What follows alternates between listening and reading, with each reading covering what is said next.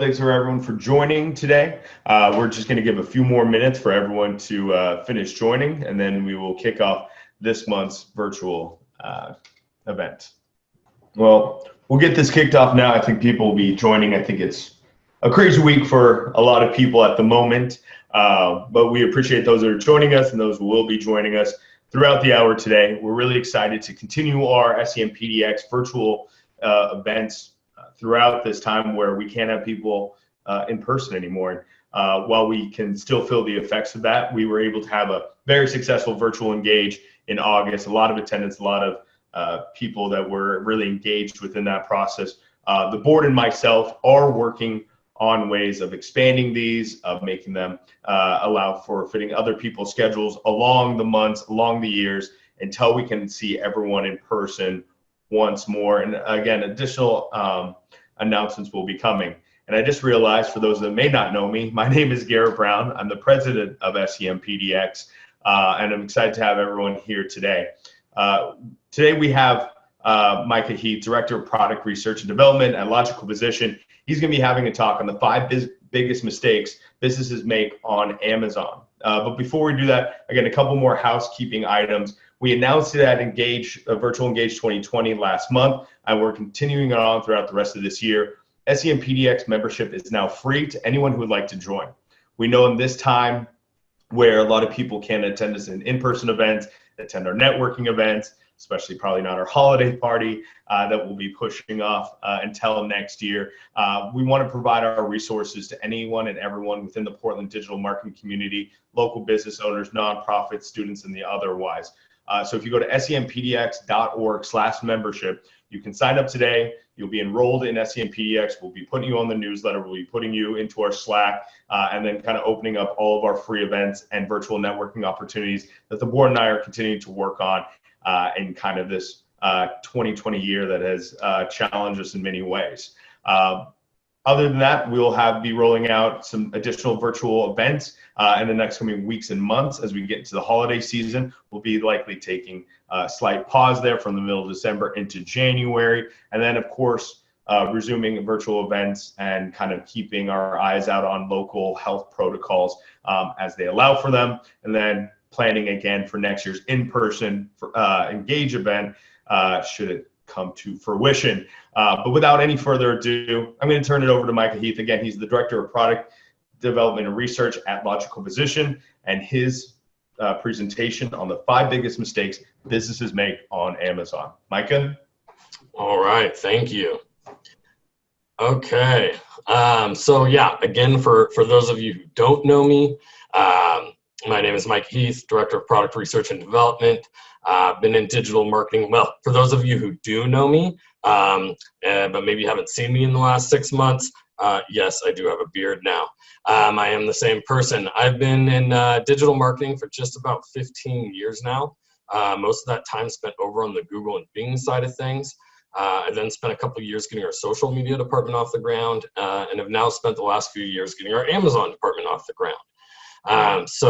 You know, I'm disappointed that we don't get to do this in person. I definitely love getting to meet and network with all of you. Hopefully we'll get to do it again soon. All right, so today we're going to talk about the 5 biggest mistakes we see businesses making on Amazon. Let me go ahead and share my screen here. There we go. All right. And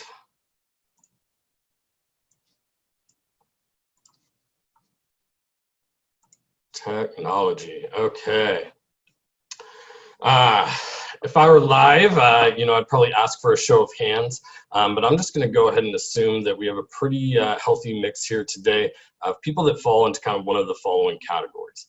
Either not selling on Amazon yet, but interested in it and considering it. People who are already selling on Amazon and looking to do it better. And then lastly, marketers who have clients who are interested in Amazon but may not know where to start and or looking for advice on how to serve them better. Throughout the presentation, I'll be doing my best to address all relevant parties, but if there's anything I miss, we'll be doing a Q&A section at the end, which is really the best part anyways, right? Or at least it's my favorite part. But before we dive into the 5 biggest mistakes, I'm going to take a few minutes just to address the people that are considering Amazon and not on there yet, and whether they should be selling on there to begin with. And there goes my presentation. All right, great.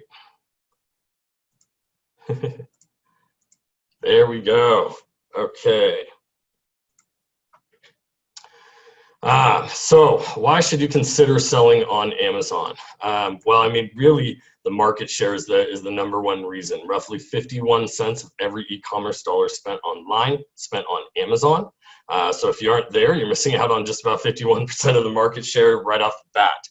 Just to give a little reference there, Walmart and Target combined account for around 5% of each e-commerce dollar. Next is reach. Amazon has over 300 million users and 95 million American Prime members in the US alone. In the last 6 months, 83% of US consumers have made a purchase on Amazon. So it's hard to find a much bigger reach than that. They've really made their ways into all avenues of America. Volume, and they're the leading online retailer with net revenue of roughly $230 billion in 2019. Some interesting stats: on average, 2 in 5 US consumers, so about 41%, receive 1 to 2 packages from Amazon per week. That number, let me shift this just a little here. There we go. All right. That number jumps to 50% of consumers when it's ages 18 to 25, and 57% of consumers ages 26 to 35.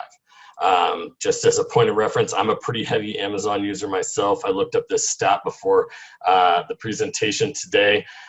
My family has had 682 orders from Amazon in the last 365 days. So if you do the math, that's around 2 orders a day. Granted, I have a wife at home, a 2-year-old and a 4-year-old, so they account for some of that. But if I'm honest, a lot of those are mine. You know, people are really finding the ease of use of it. Plus, people like me who can order Prime Now get 1-day delivery or 2-hour delivery on groceries and things like that. My favorite use case was on my first child. We ran out of baby wipes, and it was 5 in the morning. Amazon got them to me by 8:30 a.m. Pretty amazing and extremely helpful, especially because the baby had not woke up yet. Lastly is awareness. 75% of customers use Amazon. 75% of Amazon customers discover new products on Amazon. 68% of shoppers browsing on Amazon without a specific product in mind. Just they're looking, waiting for you to tell them what they want. And on average, customers order items from Amazon 6.5 times per month. We're talking averages there, so that is pretty wild. All right, so now some reasons you may want to think twice before hopping onto the Amazon platform. The first is margins. Amazon is going to take 15%, sometimes more off the back end of every sale. That could stack up to an even higher percentage depending on what fulfillment options you're using. So you really need to make sure that you have the margins to support that.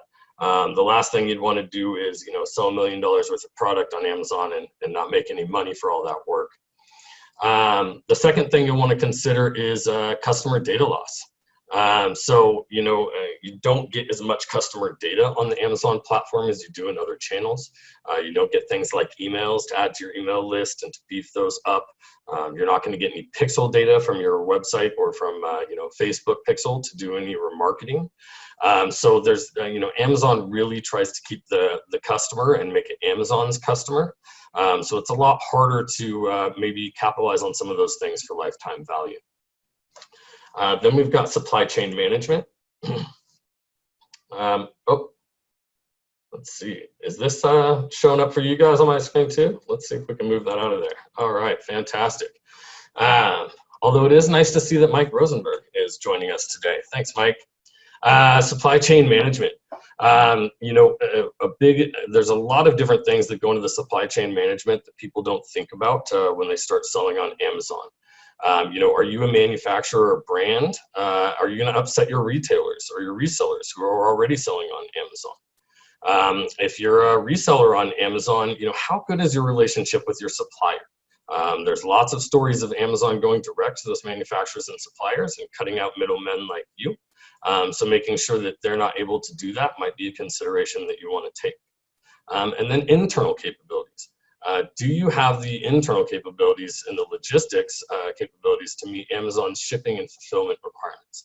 They're really strict on those. If you don't do your due diligence and your homework, you could end up getting in quite a bit of trouble on Amazon very quickly. And lastly is brand experience. You definitely have a much more limited influence on the brand experience on Amazon. They've been trying to help that with things like the brand registry, A+ content, Amazon stores, which we'll talk about all those here in a minute.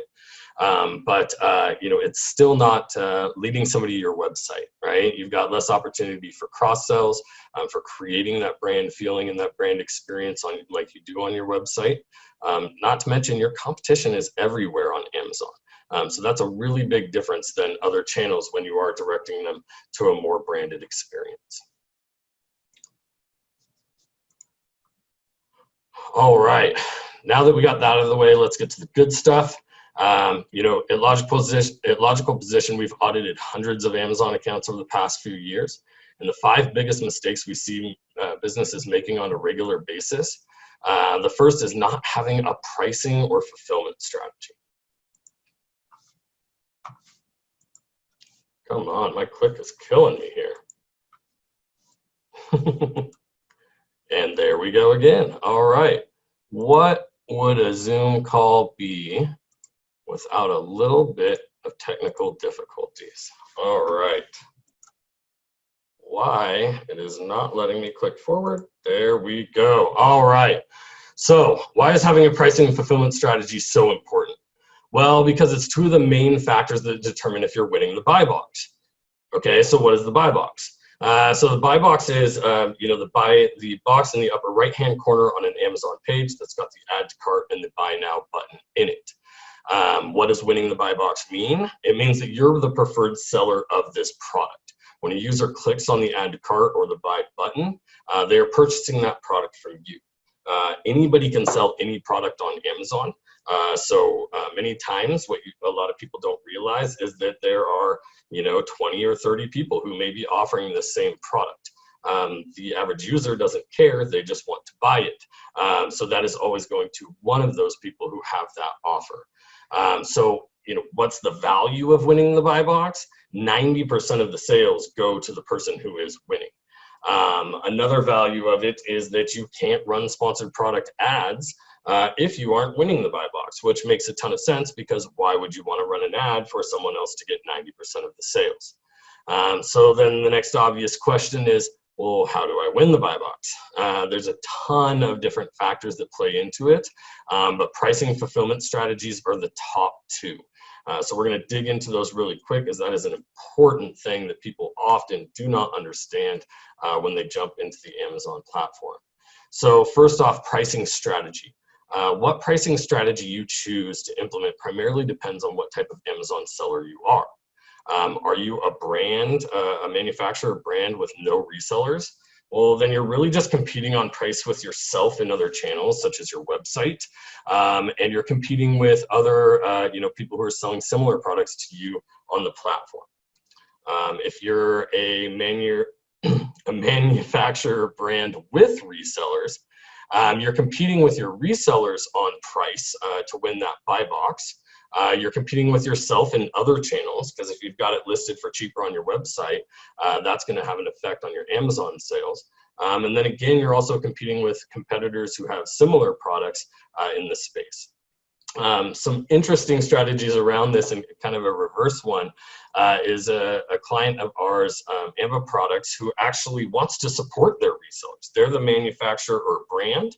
And so what they do is they actually price themselves higher than all of their resellers so they can run sponsored brand ads to drive more traffic, but to not steal sales away from those resellers. So a lot of different pricing strategies you can use here.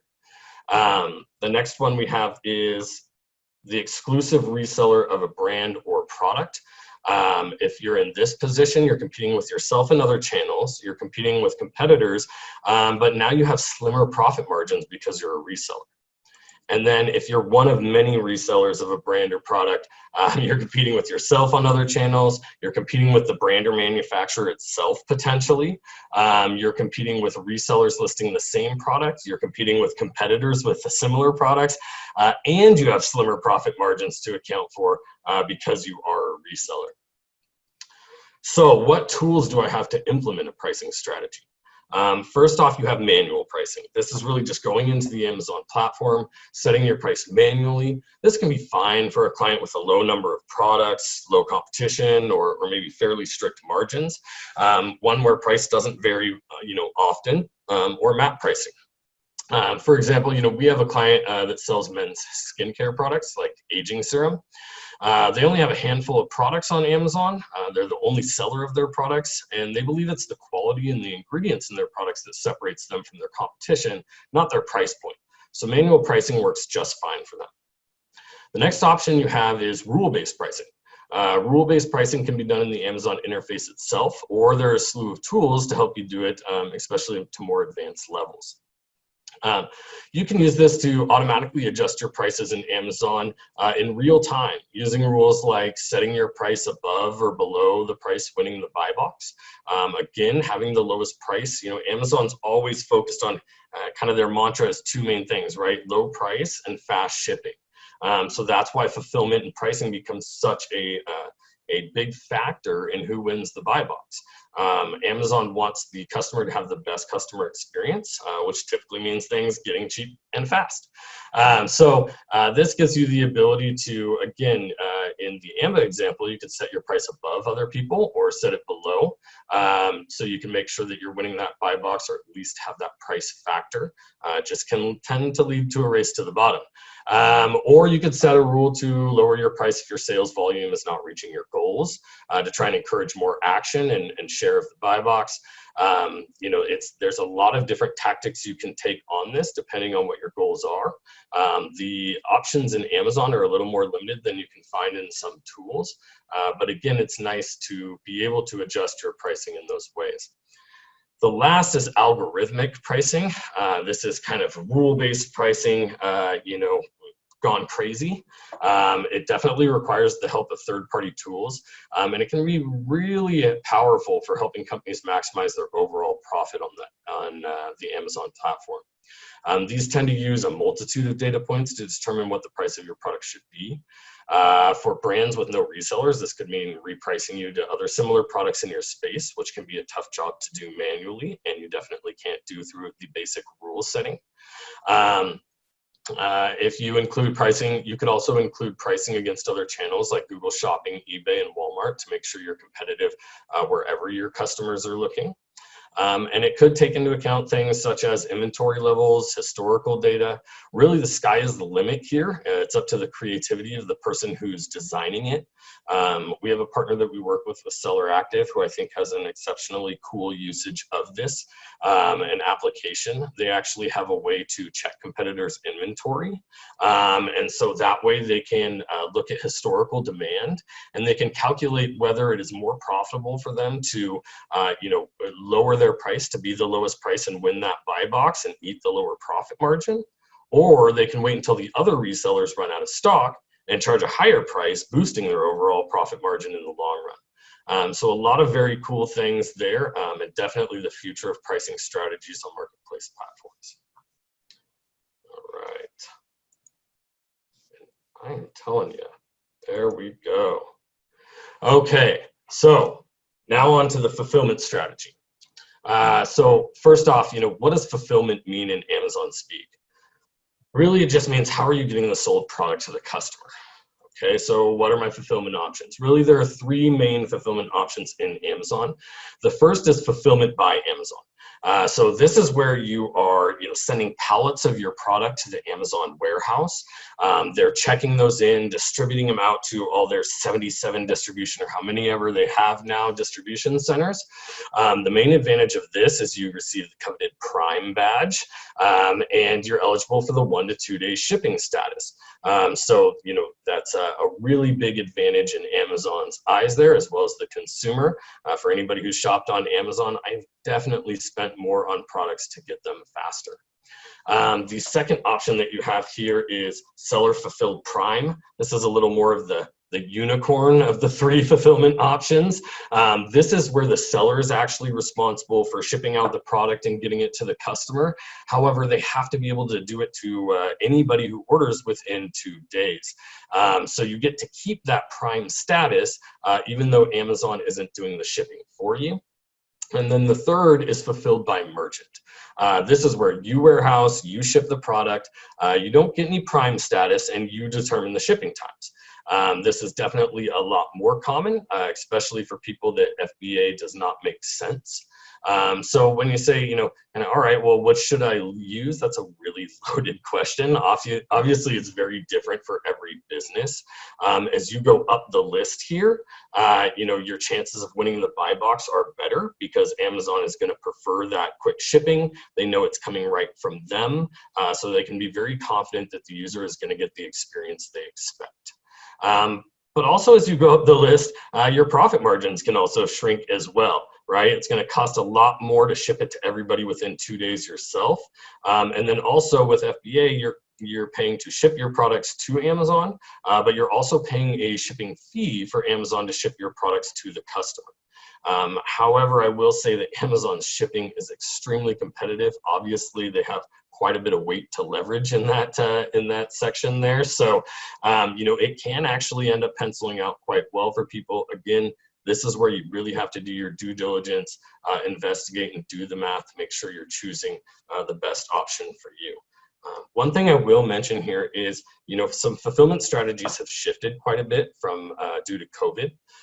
One of the biggest problems with Amazon right now is just people being able to get FBA inventory checked into the warehouses. So more and more people, if they have the logistics capabilities, are creating listings as an FBA, but they're also creating another listing as a fulfilled by merchant, an FBM.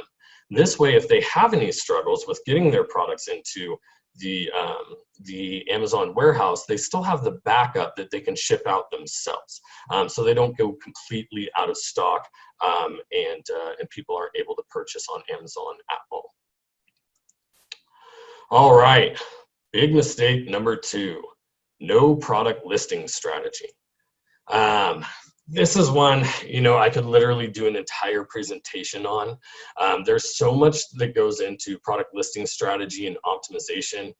However, I feel like I have to put it in here at least at a high level because it comes up so often. Really, the main point here is, yes, you know, you need to optimize listings for the Amazon algorithm, kind of doing Amazon SEO, but you also have to make sure you're optimizing it for the customer as well. It's really all about balance. So first off, you know, optimizing your product information for the Amazon algorithm. Fill out as much product information as possible. I know it can be a painstaking process, but the payoff is there. A lot of people use tools to just import things over from their website or try to do it the quick way, and a lot of holes don't get filled. You know, giving Amazon as much information as possible about your product, filling in the description, the bullet points, keywords on the back end, is really going to help you get ranked better for those things. Keyword relevance throughout. So always trying to get your keywords into those title, product description, not only your keywords, also think, and what I tell people to do is think in phrase match. Right? Think of the phrases that you want to get in there and don't break them up in your copy or in your description. Keep them as together as much as possible so you can try and get those high value phrase match terms and rank on those. And then utilize the A+ and enhanced brand content. This is content that brands can get to add to their product page to give it more of a visual experience. So it kind of falls into both categories. It's going to help your conversion rates because from the consumer side, they feel like you're more of a real brand. They get to learn about you. It gives them more of that warm fuzzy, as we like to call it. But it also checks off a box in the Amazon algorithm. They know that if you have gone through the process to be able to use that A+ content and then have gone through the process to develop it and invest in that, that you're invested in what you're doing on Amazon. So it's immediately just going to give you a boost in rankings on that end as well. So for the consumer, yes, again, the A+ enhanced brand content is going to help, but you also want to make sure that your titles don't turn into a keyword stuffed mess. Make sure that you have a clear title, that people know what they're clicking on and what the product is. Otherwise, you're not going to get those click-through rates and have no chance of getting them to the product page, which you need to do to be able to make that sale. Make sure that you put in your unique value propositions and product features into the description and the bullet points. This is really the only information that people have about your product, so it's very important to include that in there. Make sure that you really take an approach that's different than your website, where people may be more familiar with you and who you are, or have more abilities to learn about that. On Amazon, you've got to take every opportunity you can to do that. Another reason with those unique value propositions and really clear titles and product descriptions, it can help reduce returns a lot. If you don't make sure to get all the relevant product information in there, then you may have issues with that. And then lastly, obviously, we all know high quality images and videos always make a difference. Everybody loves a pretty picture. So making sure that you do your best to get, put your best foot forward from a visual standpoint. And, really the key is here, test, measure, test again, never stop testing. We all hear it on everything, but it's even more true in Amazon. If you're really not ready to invest in putting in the time and effort to beefing up your product listings, then Amazon may not be a fit for you anyways. You really do have to put in some effort there if you want to see your full potential from the platform. All right. Big mistake number 3, not advertising. Advertising on Amazon, has a much bigger effect, or has some unique, I would say, aspects to it versus other channels. The most important one to me is Amazon has come out and said that, advertising on their platform directly affects your organic performance and your organic rankings. And, this is completely different than what Google and Bing have always said. I've been doing this for a long time. I believe them too. A lot of it comes down to, how they get paid, right? Google and Bing just get paid on the click. They have to make sure that those clicks and the content that they're serving is very accurate, and that's a big focus for them. People keep coming to Google and Bing and searching for Nike shoes and click on a link that says Nike shoes and get led to Adidas. They're going to stop going to Google and Bing and clicking, and they will go out of business. On Amazon, sure, they get paid on the click, but they also get paid on the back end of the sale. So their organic rankings take a much different approach in the fact that they really want to make sure that they are ranking things that have a high chance of selling. Amazon's done studies and found that 42% of people never go past the first page on Amazon. So they really want to make sure that that first page is full of products that have the best chance of selling for that search. Because of that, the two biggest factors in the A9 Amazon algorithm are really sales volume and sales velocity. So how much sales volume do you have compared to the other people in your category? And then sales velocity, how fast have you been getting those sales, so they can make sure that they keep up with new products. So if you're advertising on the platform, 90% of the people on Amazon are not. In theory, you can start to get traction, get more sales, that volume, that velocity, more than other people in the category. And you can start climbing the organic ranks, so you can get more and more sales without having to pay for them through advertising.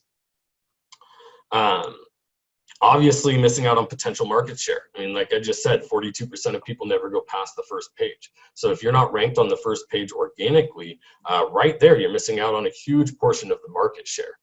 So getting yourself that first page visibility is really a huge part into getting your Amazon program to recognize its full potential. Conversion rates. Conversion rates are exceptional in Amazon. The average PPC ad conversion rate in Amazon is 10%. Can you imagine if we had that for e-commerce on Google and Bing? It would be insane. We have clients that this goes as high as 30 to 40% conversion rates, and that's on non-TM traffic. So it is pretty wild there, but you know, it's all has to do with intent. Everybody who's on the Amazon platform is there to buy, right? They have that intent. We know that people's intent on Google and Bing can be all over the place, but on Amazon, people's finger is really on the trigger, so it's great to be able to capitalize on that. And then first mover advantage. You know, the advertising on here, the competition is still relatively low, especially compared to some other channels. It is growing year over year like crazy, but you know, it's still at a time, especially on the newer ad types, which have much slower adoption. But they also have unique ad placements and dedicated ad placements. So you can come in and get that first page visibility a lot of times for a lot cheaper than other options. Okay, so now I want to show you guys a couple quick real world examples of how advertising can affect the overall sales on Amazon. This is a client of ours, Cocoa Floss. They sell vegan floss made out of coconut fibers. When they first came to us, they were scooting along nicely at around 50,000, you know, in sales a month. Let me see if I can get my pointer on here. Right around 50,000 in sales a month. This is where we started working with them right here. You know, they were barely doing any advertising when we talked to them. But, you know, when I first saw it, I kind of initially thought, gosh, well, you know, you're basically luxury floss. You're priced twice as much as all the people you're sitting next to who are established brands, you know, Johnson & Johnson, Oral-B. You know, how much more market out there is there for luxury floss? You know, that $50,000 is a lot of $7 units every month.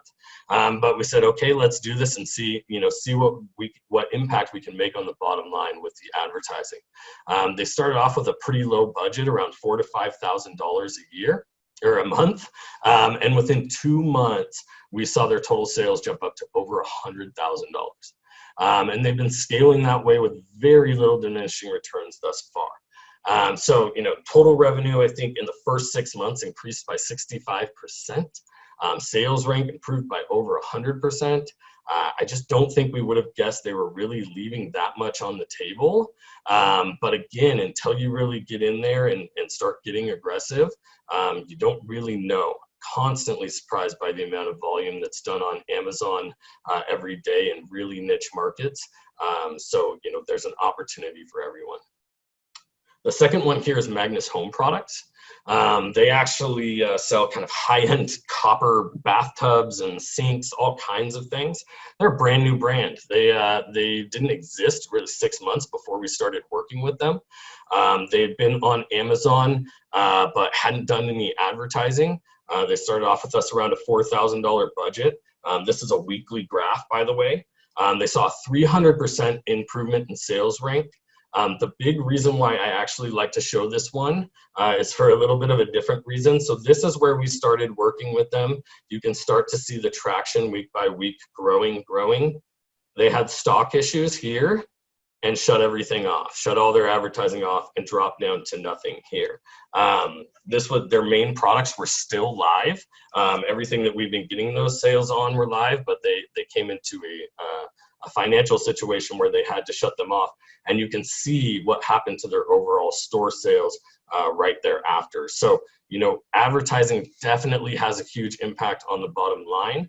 I would say it is cannibalizing much less than what we see in other channels. So there's just a ton of additional value there. All right, big mistake number 4, and ooh, I'm gonna have to speed it up because our time is going fast here. All right, big mistake number 4, advertising incorrectly. This leads to what I call my inception list. The 5 biggest mistakes businesses make advertising on Amazon. Of course, I'm a marketer, so I'm going to go into this a little bit more. Plus, for those of you who know me, you knew there wasn't a chance you were going to get out of here with only 5 talking points. All right, so first mistake, biggest mistake I see, you know, on Amazon, on people with their advertising, specifically in Amazon, is having a poor account structure. Amazon really encourages people to just kind of lump everything together and let it fly. However, the lack of features and reports that Amazon provides put you at a serious disadvantage if you follow their advice. I always say this like I do with Google, letting Amazon run your ads is kind of like letting the IRS do your taxes. Your incentives are probably not aligned. At Logical Position, we really pride ourselves in creating extremely granular account structures where we segment out campaigns by factors such as, campaign types, TM versus non-TM searches, splitting out by targeting types, product lines, and categories. And then we even go a step further into creating, hyper granular ad group structures. We do this by using single keyword ad groups, single product ad groups in our automatic campaigns. We do these for a number of reasons, things like ad group level negative keywords, product variant optimization, enhanced reporting. Really the goal of all this though is to just create more levers so we can push and pull on what's working, what's not, take control back from the platform and really have an effect on performance. So it's definitely a lot more time consuming, but it pays off in the long run. Again, the Amazon platform, I would say, is maybe, if it's in its infancy from an advertising perspective, especially the UI. So there's a lot of reasons why breaking things down more are going to give you insights that you couldn't get otherwise. The second biggest mistake I see is not utilizing all ad types. There are three major ad types available right now on Amazon. The first is what they call sponsored products. This is really a product-focused shopping style ad, kind of like Google Shopping. It's showing up in the regular search results there. It can also show up on product pages in the carousels.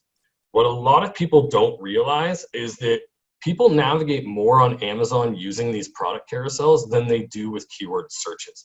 The majority of people's spend is typically going towards this, and the majority of traffic is typically from people clicking on these. So it's an often overlooked placement and part of the strategy, but it's actually really important and tends to drive the majority of the sales for a lot of our clients. Those lead to a specific product page, and we can target them in actually two different ways. Let's see if I can get back there.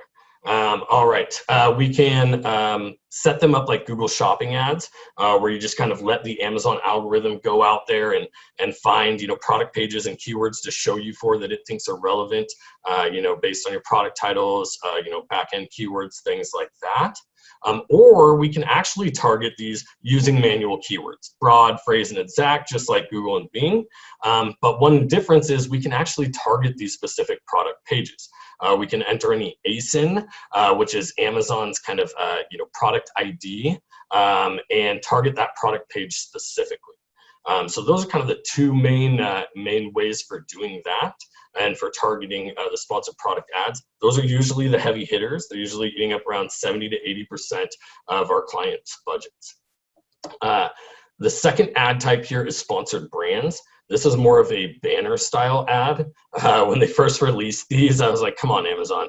It's 2017. Do we really need, another banner ad in our lives? I thought we've had enough of those.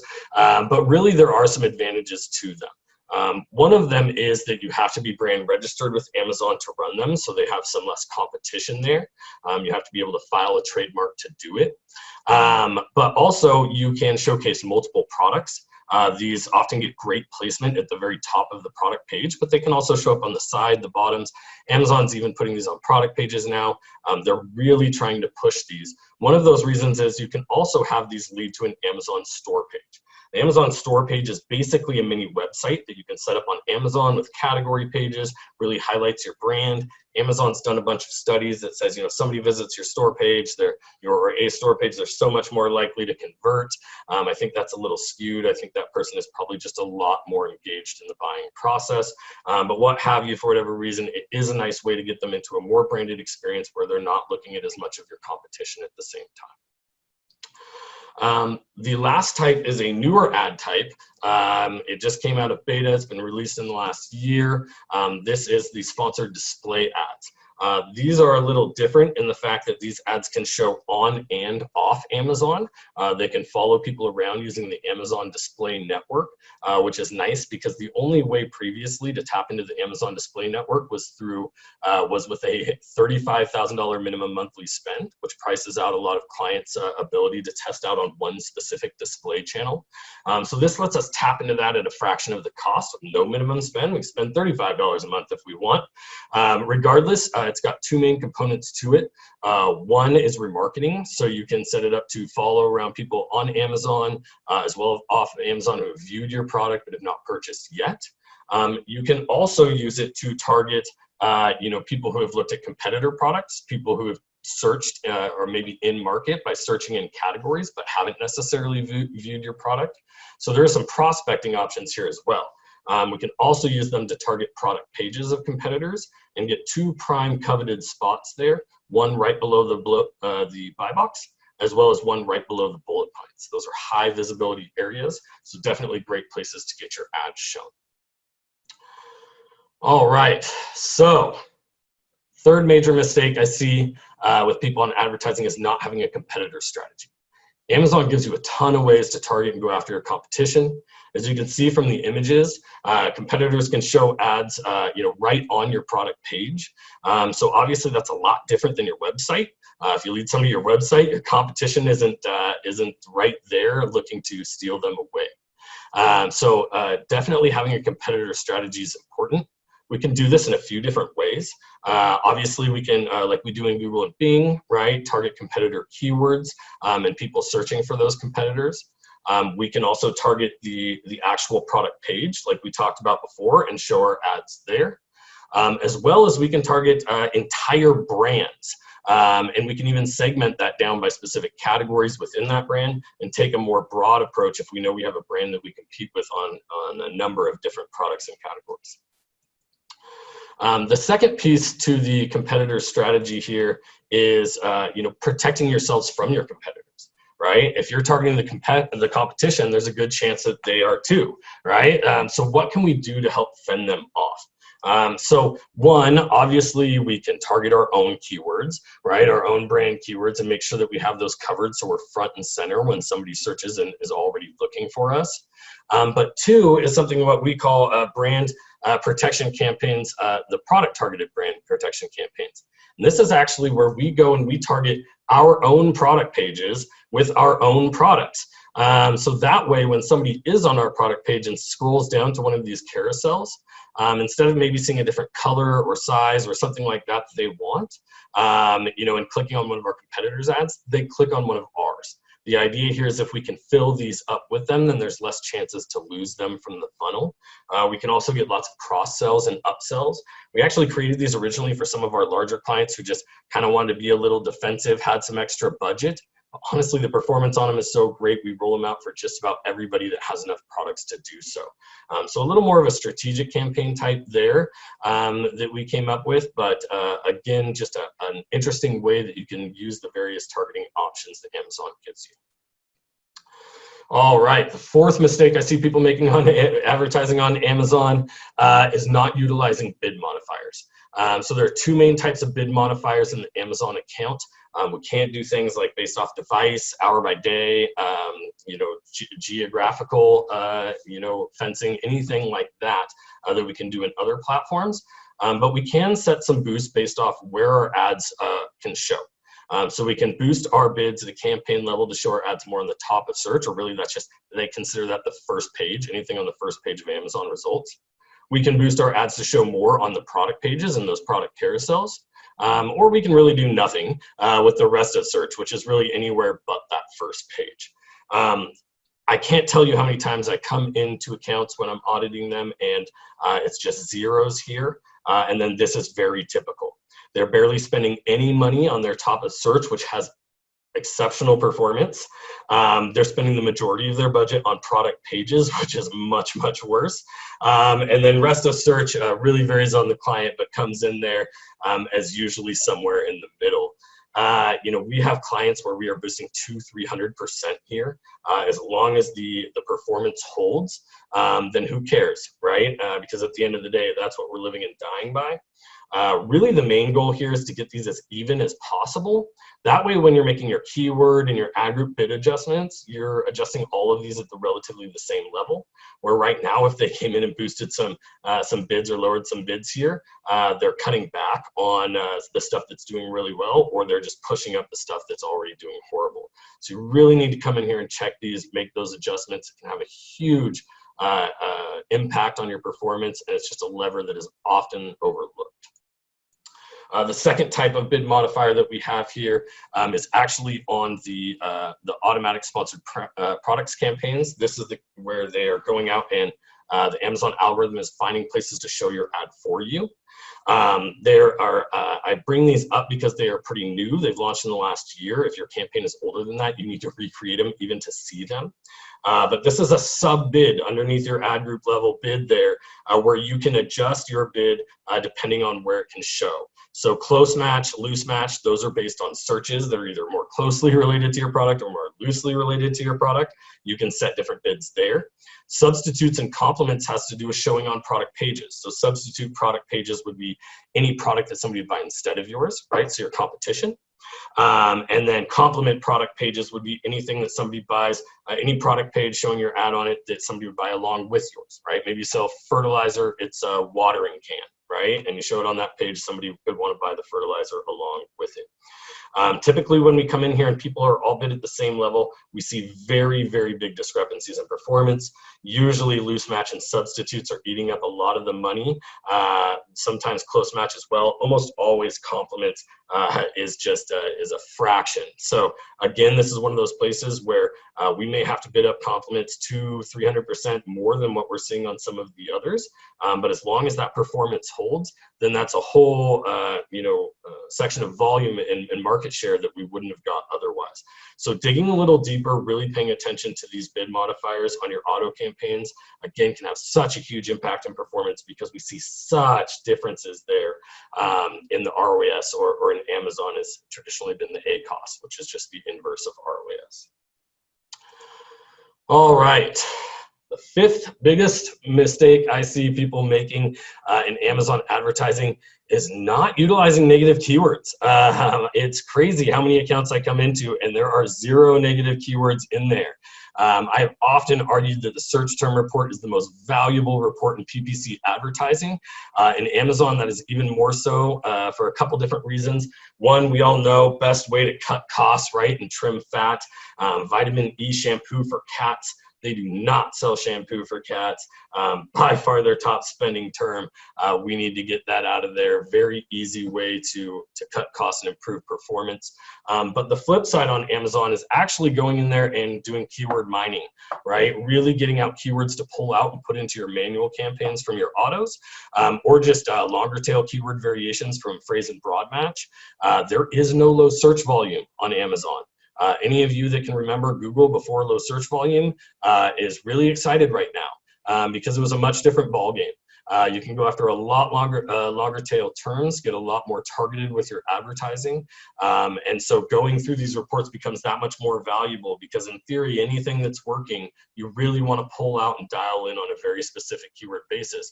And without having that low search volume, factor in there that Google and Bing have, it really changes your ability to hone in on specific exact match terms that are performing great for you and your clients. One example of that, I was thinking a client I just audited the other day. They actually, he sells very commercial networking equipment. 25% of his budget was being spent on terms with waterproof in them. He does not sell a waterproof product. So again, making sure that you're paying attention to those reports, huge impacts across the board. All right, we got through my inception list. We have a few minutes to spare here. Thank you guys for your patience. Big mistake number 5 is not leveraging experienced partners on the Amazon platform. You are not alone. There are experienced Amazon partners that can help you with literally every single one of the issues I talked about today. At Logical Position, primarily we can help you out with the advertising, but there are a ton of great experienced certified partners out there. Just do your due due diligence when investing in them.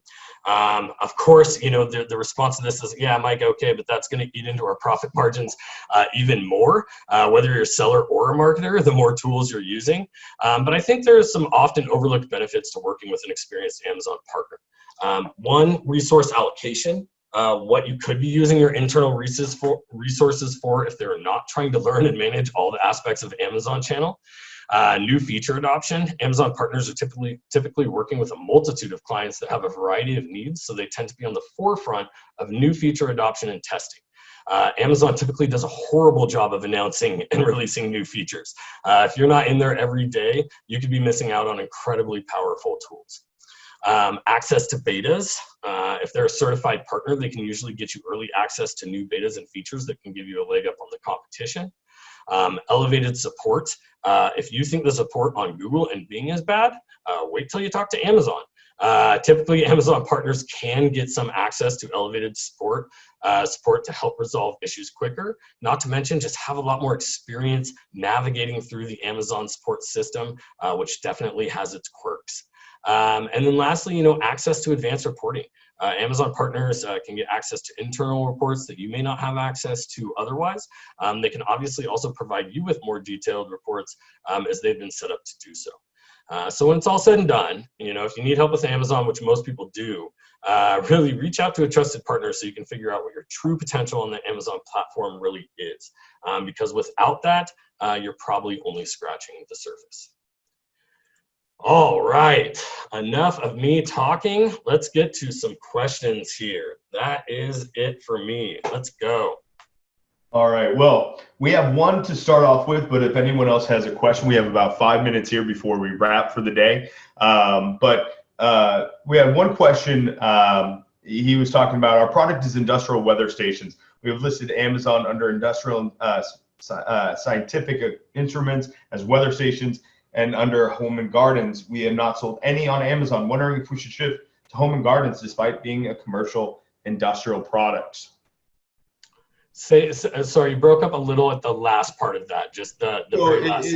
They're right now, they're in a commercial industrial listing, but they're considering a shift over to home and garden, even though they have a commercial product. Do you see any pluses and minuses from that kind of shift?